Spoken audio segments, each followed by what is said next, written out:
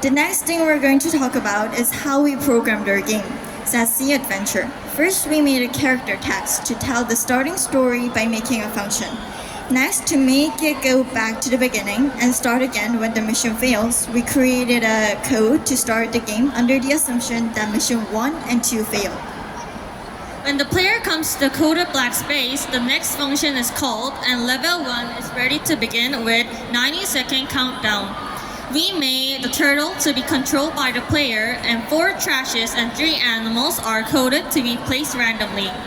We also used if-else code to describe what happens when the player touches the B button. Using the B button, the timer stops and the player can know what missions that they haven't finished yet.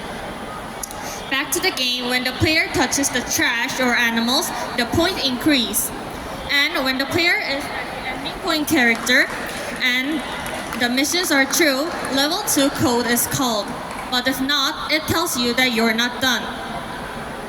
This code is for changing level 1 mission from false to true, and these are the codes for players' movement to be updated continuously.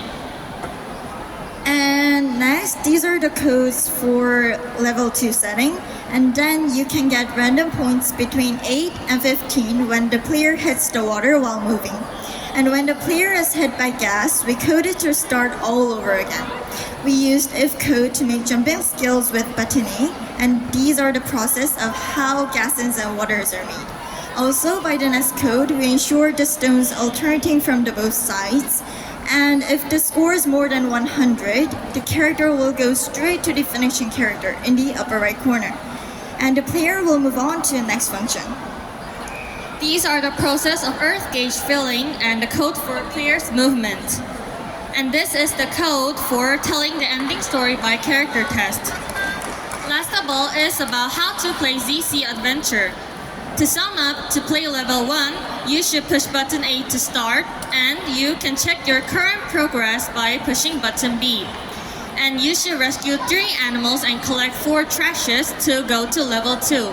In level 2, you should touch the water and get away from gases to accomplish the mission.